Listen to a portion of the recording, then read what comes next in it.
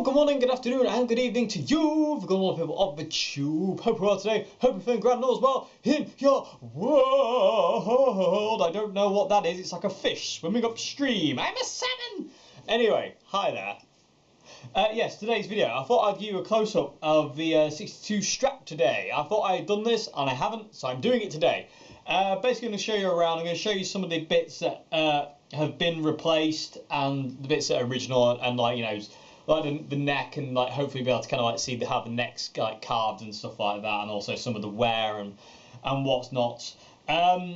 Just to let you know, recently I have changed a few parts myself. I now have, when I got this, the tremolo system was not original. The original one wore out a while back, well, quite a long time ago, and was replaced. And it was replaced with a first year Squire tremolo. It was a made in Japan tremolo, really awesome tremolo unit, but it didn't actually fit to the guitar properly. The screw holes lined up, but it never sat flush to the body. So there was always a slight kind of like float to the tremolo. And I didn't like the idea of that. It kind of like, it didn't fill me full of dread so much, but I didn't like the way it was angling constantly, and like, you know, I didn't like the idea of it kind of like leaning on the tremolo screws and, you know, kind of pulling at them a little bit. So recently I invested in getting a new tremolo, an actual 1962 spec reissue steel block tremolo with patent pending saddles, which I'll talk about a bit more in a bit. So that's what's on here now. So it actually has an original spec tremolo, and actually sits flush to the body, fits really nicely in the cavity, and just, you know, like the original one would have done. So I'm very happy about that, and it just takes that weight off my mind of that Squire tremolo just digging in slightly and putting a lot of strain on the tremolo screws. Another thing I've recently replaced as well, which is up there and you can't see it, is I've replaced the original Kluson Deluxe machine heads with newer replicas, aged replicas, because the old ones were just getting a little too fragile, and I don't want to be the one who breaks them. So I've replaced them. I took the originals off. I've put them safely in a box, and they're safely out the way. You know, just because. Like I said, they were just too fat. I could feel every time I was kind of turning them, they were just getting a little bit more. They held tune perfectly. They never went out of tune. This guitar never went out of tune with them. But the actual kind of like the tuning key was just getting too weak, and I didn't want to break it. I've had to replace two screws as well, one there and one there, as the original ones were just corroded. They just had it, especially that one there. It just rusted out totally. It just wasn't holding the pickup anymore. I've replaced the rubber washers inside as well, but I'm not gonna have it apart today. I'm not gonna have a neck off. I'm not gonna have a scratch plate off. I don't do that unless I need to do that. It's not something I like doing a lot to any of my guitars. If it needs doing, that's cool, but if it doesn't, then I'm not gonna bother. But I'm just gonna kind of show you the outside and this, that, and the other. So without further ado, like I say, they're replacement parts, so I'll give a close-up of them and talk a bit more about them in a bit. But without further ado, let's get into the close-ups, shall we? Okay, so we're going to start on the headstock and work our way down the neck to the body, and I'll show you some of the little things here and there. So this is the headstock of the 62, and one thing I've got to mention about the original headstocks on these vintage Fenders is how slim they are. They're so tiny. Like the Strat headstock are so tiny, and I don't know, they just look really different to modern day Fenders. Even my 60s reissue has got a bigger headstock to this. Actually, I'll go and get it in a second. I'll actually show you on camera how different they actually are. And also too, the Fender spaghetti logo here, the Fender there, that obviously would have originally been gold. The gold, it kind of goes funny over time, and it almost kind of goes black. So yeah, so hopefully you can kind of see that the original kind of gold, it's kind of still there, but it's kind of almost brown. Actually, it's kind of like really kind of oxidized. I don't know if that's to do with what the paint they used at the time or whatnot. And then obviously there's your synchronized tremolo patent number 25 blah blah blah blah and all that lot. Stratocaster original contour body pending at this point in time, everybody. Patent pending. Okay, these are the reproduction Kluson machine heads. The original ones, like I say, are safely out the way now. I don't intend to kind of use them again unless, you know, I really have to, and hopefully that won't be. These reproductions are absolutely perfect, though. Absolutely perfect, down to the oil hole in the Kluson, which I'll talk about in a minute. Original string tree there with the screw hole rounded out totally. The screw's totally rounded out. It's just it's just there forever now. One thing I will say is that this headstock and all the neck has been re-lacquered. It's been lacquered over, and I am very grateful for that, as it preserved the decal. Because you find with a lot of vintage Fenders that the decal can kind of like, it eventually just kind of flakes off and just kind of disappears. Whereas this one, being under loads of lacquer, well, not loads, but quite a bit of lacquer, it's preserved it absolutely perfectly. Even the contour body patent pending water slide is just, it's there and it's readable.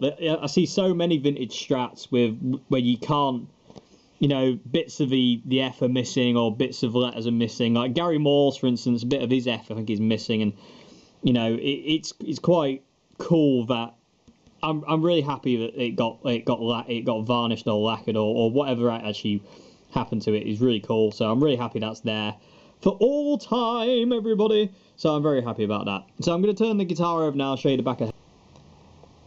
Okay, so not much to really see here. This is the back of a headstock. It's this kind of weird kind of wear here in this kind of like almost kind of C shape. There's a few dints and dents in the headstock as well. Like I say, these are reproduction Kluson Deluxe machine heads, which I'll give you a close-up in a minute.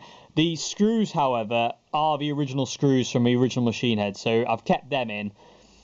Fender's original screws, it's really weird, and this is going to sound really strange, but the screws on this Strat are better than any screws I've witnessed on any guitar modern-wise. If that makes any sense, these screws are built to last, so to say, if that makes any sense. And it's a bit of a weird observation, but they are really, really hard wearing.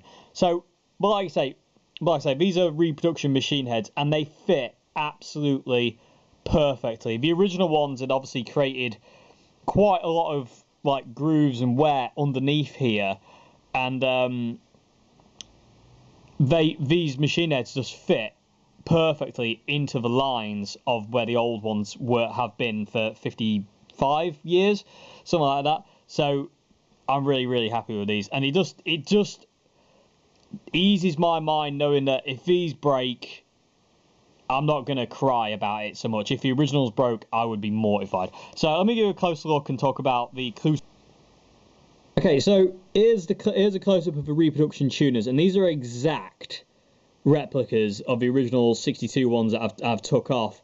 And one thing to note is the original Kluson Deluxe machine heads, they had an oil hole where the O was in Kluson, so you can see that's been reproduced there, which is really cool. So I was a bit worried that they wouldn't look right, and you know, they wouldn't fit and this, that and the other, but no, they looked exactly the same as the original ones. The only difference between these and the original ones is this one is a lot rustier. It's black, actually. It's not kind of silver anymore. It's not kind of tarnished. It's pretty much black and just kind of like really rusted, and kind of like that one's going that way, but the rest look exactly the same, which is really cool. So, you know, it's really hard to tell the difference between these and the originals. So yeah, they're the reproduction machine heads. That's the headstock. Let's move on to the neck. Okie dokie, so moving on into the neck. This is small potatoes, I know, but on the old Fenders, the kind of like progression from the neck to the headstock has this really nice kind of like progression where it's really kind of like almost, you know, there's no volute there. Like on new Fenders, you kind of like, it's really pronounced, where the headstock kind of like joins the neck, so to say. On old Fenders, it's always really kind of like gracefully done, really kind of like nicely carved. And I really like that. I mean, it's small potatoes. It doesn't really matter. It's not going to affect any kind of, like, you know, tonal issue or anything like that. But I don't know. It's just something very, very nice about that. And also the top of the neck here, the first couple of frets on this Strat, on the old Strats, are so thin. They're so thin up here. They're so comfy. They're so. it's a proper hand shape, if that makes any sense. Like from here to the other side and in the middle, it's such a proper hand shape. Like it's just unlike kind of modern Fender necks. It really is. It's just something else. It really is something else. Okay, so moving on down, you got some wear, and you got these weird kind of black blobs. I guess they're just kind of wear over here. This coming further down now, and hopefully you can kind of see the neck widens out. I don't know if you'll be able to see that. It gets bigger, and I do apologise about the dirty camera lens, everybody. I can't take the camera apart to clean it, unfortunately. But you can kind of see, hopefully that comes across, but you can kind of see it getting wider. And hopefully you can see the wood as well. Like the wood grain is really, really nice. Hopefully you can kind of see it slims out loads towards the first fret, and it just gets really kind of fat down to the last couple of frets. Like, hopefully you can kind of see that. So, and that's the neck. It's just unreal. It really is. And I say it's really thin at this end, and it gradually gets fatter and fatter and fatter to your point right here. And also down where the neck joins, there's no volute here either. Again, it's just straight in, and it's just like the sides are carved off, but there's no kind of like I can't think of the word, but that isn't really kind of sharp, and you can't really see it. I'll go and get another Strat in a minute. I'll do a little couple of comparisons. But yeah, so that's the back of the neck. Let me show you some of the wear on the sides. There's no real kind of wear on the back. Like I say, this neck has been, it looks like varnish, but I don't know if it's like a clear lacquer. I'm not actually 100% sure.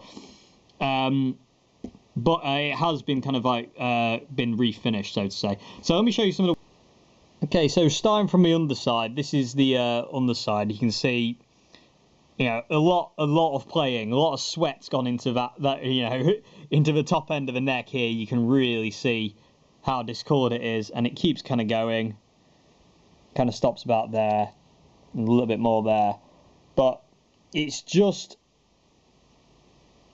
really not. It's that it's that really kind of like nice proper play wear that it's really hard to kind of like reproduce. And hopefully you'll be able to kind of like, if I go scroll down the neck, kind of like to say, you'll probably be able to see kind of like neck fatten out. So there's the first fret, and if I scroll, kind of like bring down, hopefully you can kind of see it progressively kind of like ramping up, so to say.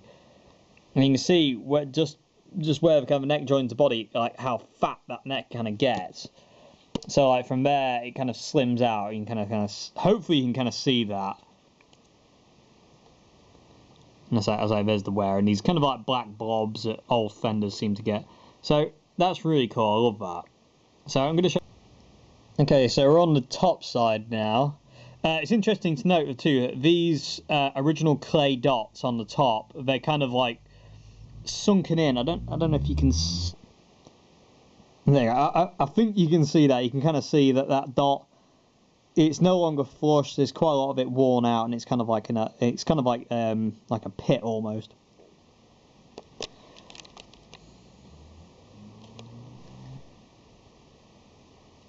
Okay, so that's something that's really cool, and I say you can feel that when you're playing it. It's really nice. So the wear on the top, it's not as dark as underneath. And it's kind of hard to kind of like see, but you can kind of see it there, so to say. And again, like there's the original clay dots on the top side, and you can see on the 12th fret, the one on the left is substantially bigger than the one on the right. It's just little things like that make me really happy. I don't know why. me being stupid, everybody. But yeah, you can kind of see the wear there. It's quite hard to see on the top. It's not as dark as it is on the bottom, which is very interesting. And again, hopefully you can kind of like see that neck get fatter towards that bottom end, and you can really see it there. I mean, it's a big neck at the bottom end, and it's so it's so thin up by its top end, but what I say, when you get down here it gets really fat, and hopefully you can kind of see with my hand there. But yeah, so that's the sides, that's the back. Let me show you the fret. Okie dokie, so the first thing that you notice about these old Fenders, the Brazilian rosewood, it's so dark. It almost kind of goes like an ebony kind of colour. It's so dark. It's such a dark wood. And it's also extremely shiny when you kind of clean it. I cleaned this the other day. I just like to keep kind of on top of all my guitars, clean the fret. But when they kind of like get a lot of finger gunk on them, like after a certain like couple of weeks, I will just like take the strings off and just clean them up. I don't necessarily restring them, I just put the other strings back on, but the fretboard I will just kind of like, just keep clean. The sun's come out to help. But you can kind of see it's really dark fretboard, like super, super dark. And the nut, I'm not sure if that nut's original or a reproduction. It's definitely bone, but whether that's been put on when the guitar was refretted or it's the original, I don't honestly know. I really don't know. But it is definitely bone. That's definitely a bone nut. I'll show you some of the divots in the fret in the frets here in a minute. Some of the finger wear. You can kind of see it here, but I'll show you it in the light so you can see it even better. Again, they're the original clay dots. They just have this weird kind of the clay dots have this kind of like, they kind of have a roughness to them, but they're not as neat as plastic, but they have this kind of like discoloration to them, which is really, really cool. And I don't know, they just look super cool. As you can see, the frets are heavily worn down. I need to get it refretted very soon. And if I get really close, you can kind of see the wood grain as well. Coming down to the 12th fret, it's got this weird kind of anomaly in the wood there. I don't know what that is. It almost looks like a crack, but it's not. It's very strange. Again, coming down further to the last fret, and there you can kind of see how shiny the fretboard is there. And it's something about this Brazilian rosewood. It was very, very dark. Like I say, this guitar has been refretted. These aren't the original frets. This was done refretted in the 80s. So, and it will need to be redone very, very soon, everybody. But yeah, that's the neck. That's the frets. That's the original clay dots, which are really, really cool. Let me show you some of the pittings. So hopefully you can kind of see that like these divots in the fretboard. I mean, that one's massive, and it's just years of playing. It's absolutely awesome, and it kind of goes down to like the 5th fret. You can kind of see, but it's just unreal. I mean, that one is just incredible. It's just really cool. I love the finger wear. It's like, if only these holes could talk about, well, in this guitar's case, these holes can talk. I can actually talk to the original owner and ask him all about it, which is very, very cool, which is a luxury you don't normally get with old guitars. But on this one, this guitar can talk, and it's very, very cool to hear all the stories about what it's been through. And I'll probably do a video on that at some point as well, actually, talking about, like, some of the things this guitar's been, where it's been, what it's done, and what it's been through, and this, that, and the other. So yeah, that's kind of like the divots on the front kind of part of the neck. Oh, there we go. Hey, that's even better. And again, you can see how shiny the rosewood is. It's almost kind of like, like I say, it's almost like an ebony, really, really shiny. So there's the finger wear. So going to move on to the body. Okay, so moving on to the back of the guitar, I thought I'd start with the belt buckle rash wear that all these old guitars seem to have in spades, and this is no different. This is really cool. So you can see the belt buckle rash there. It's just scratched up no end, and I say this is just awesome. And I really like this wear as well because you can kind of see the extent of the refin. So you got the wood, you got like a grey undercoat, and then you got the black sat on top of that, which is really, really cool. And you can really see how kind of like, marked up the back is. Hopefully, you can kind of see how scratched up that back is there. Really, really, really, really cool. It's interesting to note too that the grey undercoat has a slightly reddish tinge, yet the Fiesta Red, which was what this guitar was originally, is no longer on the body. It was stripped off, but the undercoat has this reddish kind of tinge to it. It's very, very strange, and I don't really know why that is. But but there I am. Hello, everybody. Hello. But yeah, so I thought I'd start with the buckle rash marks. You can see it's really kind of like scratched up. The belly cut is very, very deep on this guitar. I don't know if you'll be able to see that, but it's a very, very deep carve. But it's very, very comfy. Very, very comfy. My 60s white Mexican reissue has the same kind of carve. It's very, very deep and just really, really comfy. So that's kind of like the belt buckle rash. Moving on to the tremolo cavity now. First thing I want to show you is here.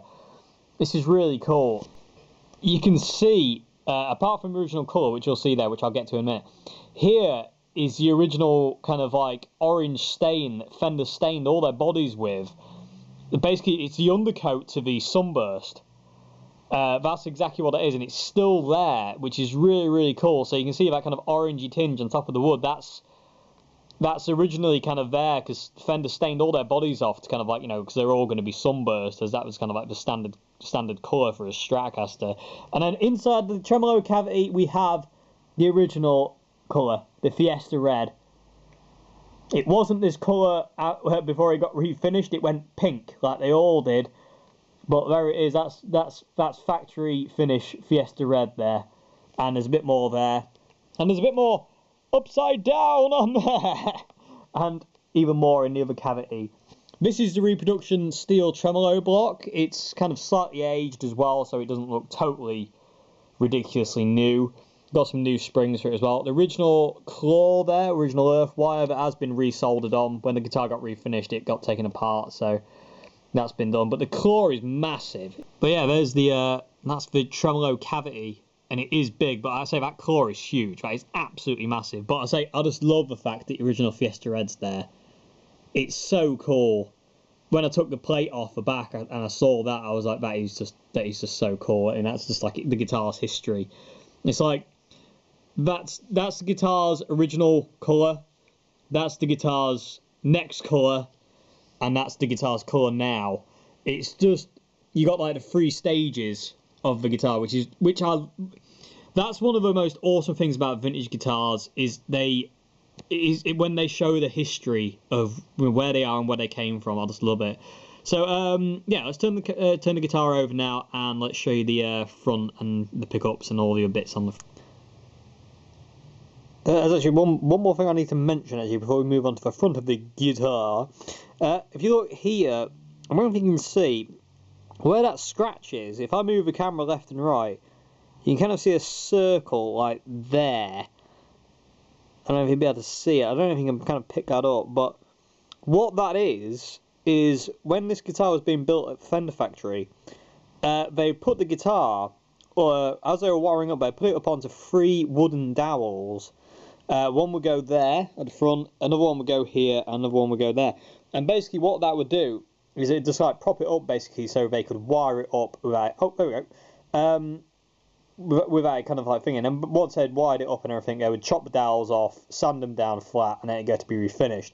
And it's kind of one of those kind of like hallmarks of an old Strat. If it doesn't have these dowel holes in 3 certain places, then it might be a fake, so to say.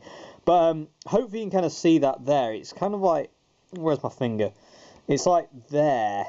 If I move my hand again, it's really hard to get it on camera because it's under all the lacquer, but you can kind of still see it. But anyway, enough on that. Let's move to the. Okay, so here we are. Top of the body time. So scratch plate is original, pickups are original, pots are original, select switch is original. The scratch plate is actually made of celluloid. It's not a plastic so much. Well, it kind of is, but it's not. It's a funny material, celluloid. It's extremely flammable as well, so don't smoke near this guitar. But what happens over time to these celluloid guards is, apart from them going like green, unfortunately, camera's kind of not really picking up the full greenness of the scratch plate, but they shrink and they crack and break, especially here. They normally crack and break the neck pickup, but this one hasn't, which is really cool. It's very rare. It's the first time I've ever seen it not actually kind of broken there. A lot of vintage Strats, especially 60s ones, their scratch plate breaks there. It just and forces the neck pickup higher, and you get kind of like Strat-itis, which this guitar does have to a certain extent, but not drastically bad as I have heard it on other guitars. But I say these scratch plates shrink over time, and you can kind of see here where the neck.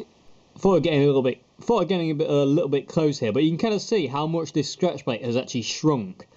So you can see at one point that would have been flush with the scratch with the neck like it was there, but you can see it's shrunk and pulled back, and also you can kind of see the screws sit at funny angles now because of the scratch plate shrinkage. But it's not quite it needs to come more this way, but also because it's shrunk down, it can't anymore. And also underneath there, you can kind of see the aluminium shielding plate there, so that you can see how much that's shrunk as well. So that would have actually, the scratch plate would have been originally over that, but I say, as a result of years and years and years of it drying out, and you can see the shielding plate in there as well, it has shrunk substantially.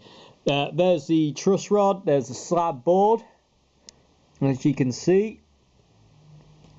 Like I say, you see a lot of old Strats with kind of like, you know, this cut out on the scratch plate, cut out quite drastically, so they can actually alter the truss rod without having to take the neck off. And you can almost do it on this guitar without actually altering it, and it looks like it has been done at some point to this guitar without actually taking it off.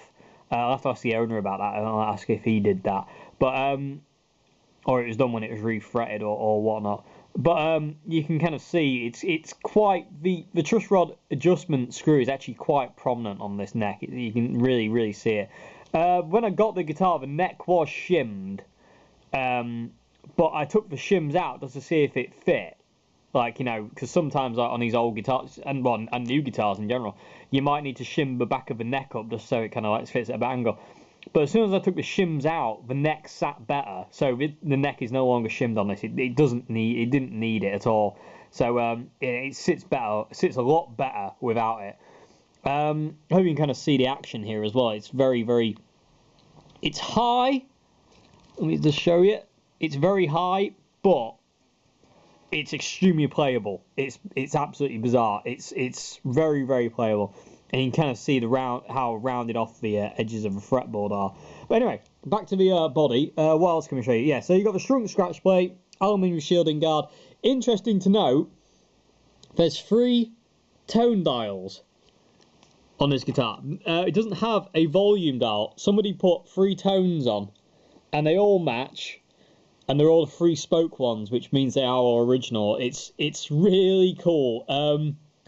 I don't know why. Must have been a bad day in the Fender factory. Must have been a rush, and maybe want to get home and have some tea. I don't know, but it must have been a rush in the Fender factory that day, because he put 3. Whoever did it put 3 tones.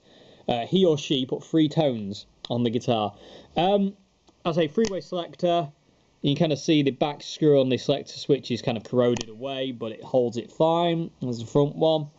What else can we show you down here? Yeah, some of the screws are black and borderline unusable, but they do their job. You get the other ones that are a bit more silver and hold, but they're really cool. Pickups.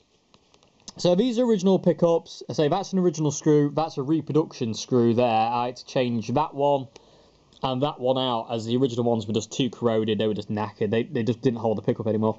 So, and there's the neck pickup. You can kind of see the staggered poles. Not as drastic as some pickups are these days, especially ones that kind of like say to reproductions of 62 pickups. There's the middle and there's the bridge. I tend to have the pickups quite angled, and I tend to sink the low E, the neck pickup on the low E string quite low, because you get a lot of kind of funny overtones if you don't have it quite low.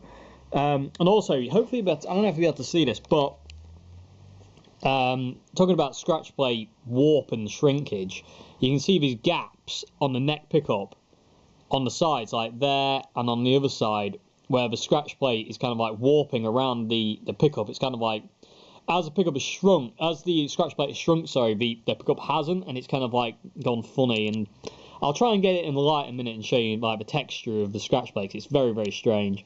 And it doesn't leave scratch marks from your plectrum. It's very old. So, yeah, there's the neck pickup. That's the bridge pickup. And that's the middle pickup. Moving on to... Okay, so this is the reproduction tremolo. And I say, this one actually fits flush to the body. Hopefully you can kind of see that. The original had gone a long time ago, but the one that was on it when I got it, this Squire one, the Made in Japan one, it just sat kind of like this. It was kind of like that all the time, even though it was locked down kind of tight. It was kind of like pressed up, and I didn't like that. It bothered me. So I'm really happy with this one, and the fact it's kind of aged as well. It just looks.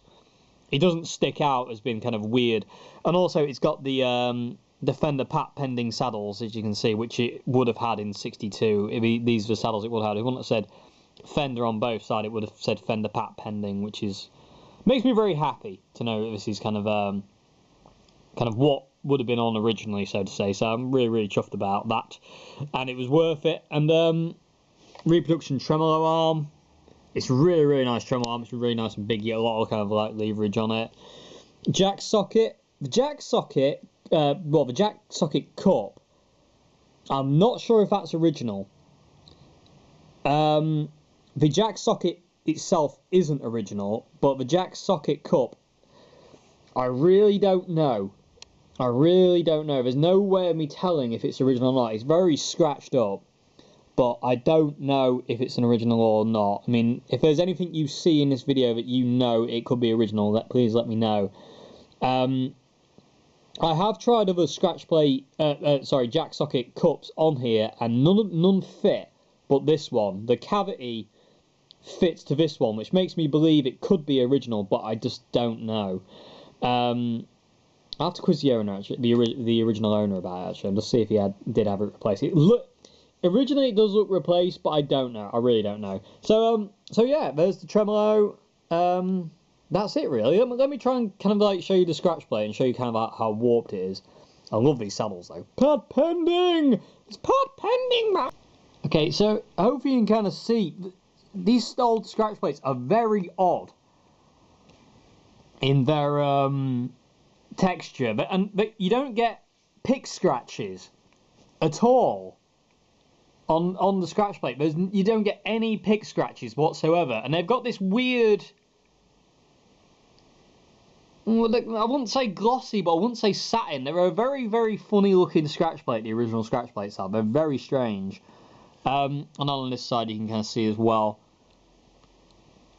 And the sides, the edges of the scratch plate are really, really rounded over, like really, really rounded over. I mean, hopefully you can kind of see that there.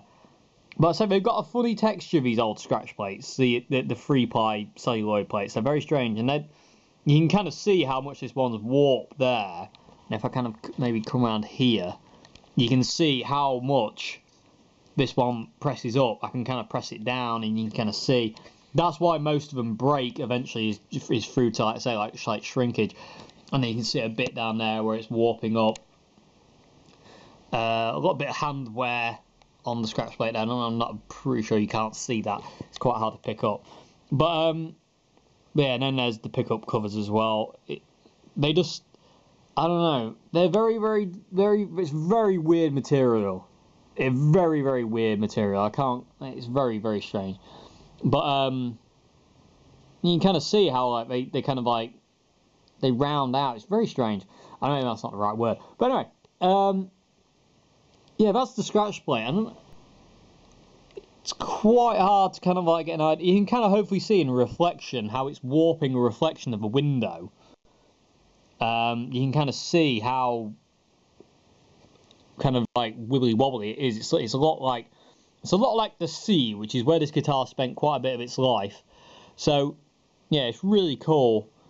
Really, really cool. But I say there is nothing like this material. It's very, very strange. And I say you don't get pick scratches on it at all, like you do with with modern kind of plastic ones. It's very strange, and you can really see the kind of like the core of the fret dots there, the clay fret dots. It's almost like a browny kind of like almost orange-esque kind of colour. It's very, very cool.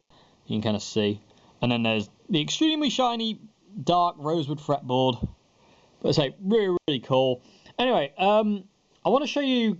I'm going to plug it in and just, I'll play out because it's been a lot of talking in this video. But I wanted to do like a close-up, like show you its, the little cool things like the original Fiesta head in the back, the original stain that was on the body when Fender did it, because it was originally going to be like a sunburst one. But I am going to like finish on playing something as well. And also the Steelbot Tremolo has made the guitar more snappy. It's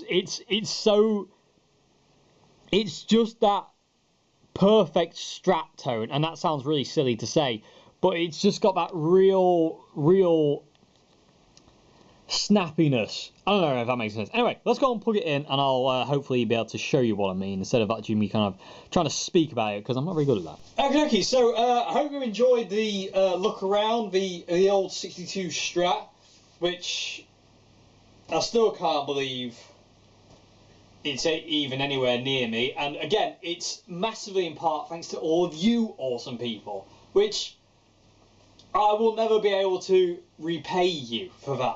I can't. There's just nothing I can do to repay any of you for your donations to helping me get this dream. Because that sounds silly. That might sound silly, completely ridiculous to somebody, but this is a dream.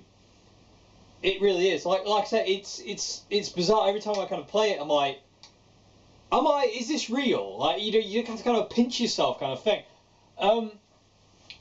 And it really is thanks to you. I mean, yeah, I sold a lot of my own stuff off to be able to afford it, but if it wasn't for you lot, it wouldn't have mattered. So I am eternally grateful to all of you out there for this. It just, like I say, it is a dream come true. It's just,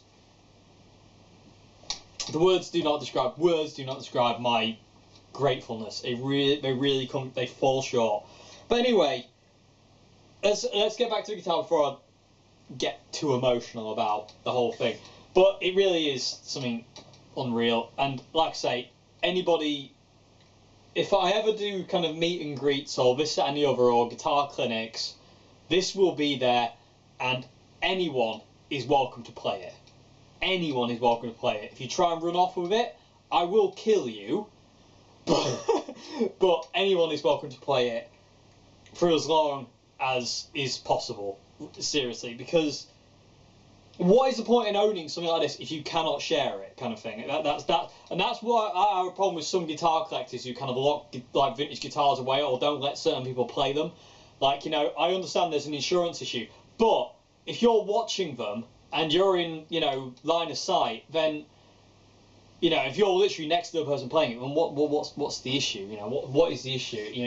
These are historical instruments that everyone should be able to enjoy, not just the people who own them. So, like I say, I cannot thank you enough. But anyway, let's get back to the guitar. Like I say, I hope you enjoyed the kind of the walk around and the close up. Like I say, I love the Fiesta Red in the back. That's so cool.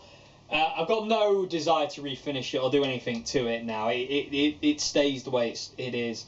At some point, I don't know if I'm going to replace electrics. I mean, I don't know if I want, it's like the machine head thing. I can feel the pots are a bit, and the select switch are very fragile. So I don't know if I'm going to replace them. I probably won't. I'm pretty much 99% sure I will not replace these unless I have to. In which case, then I will. But if they die. But yeah, other than that, it stays the way it is. But anyway, like I was saying, the tremolo. Let's get to the tremolo because I want to talk about this. It's a steel block trem, and it really has given it more snap. And it's really hard to explain what I mean by snap, but it's this.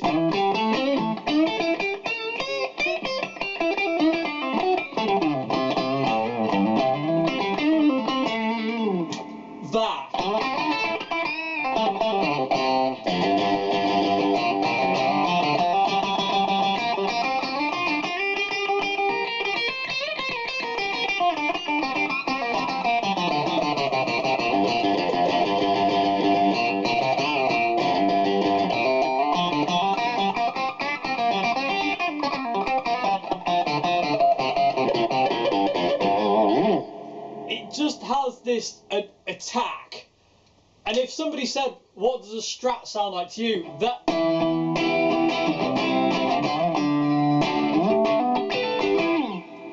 what a Strat sounds like. It sounds ridiculous, I know, but it's like that stereotypical Strat sound that you hear John Frusciante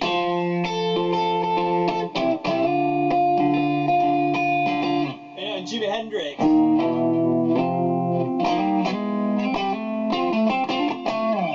And even down to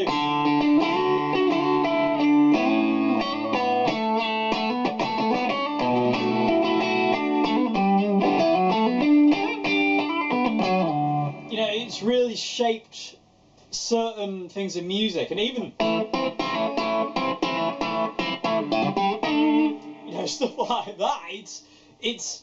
I mean, I know that's not a Strat at all. That's like I think that's a Flying V, but this sound is just so part of my kind of like growing up in music. If that makes any sense, I hope you can kind of I hope you know what kind of I mean. But it's just that thing. It's.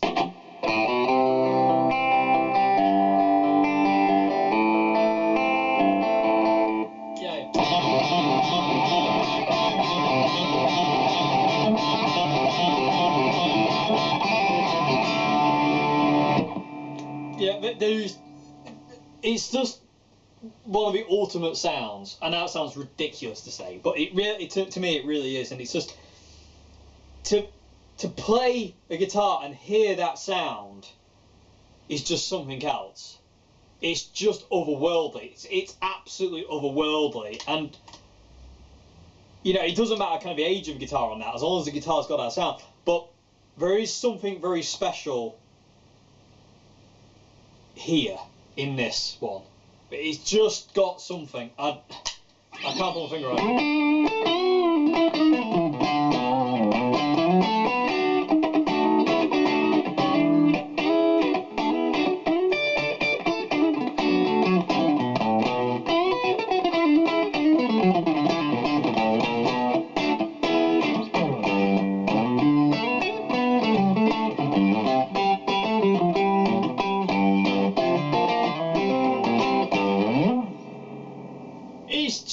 It's just there. That's the sound. That is the sound. Anyway, you do.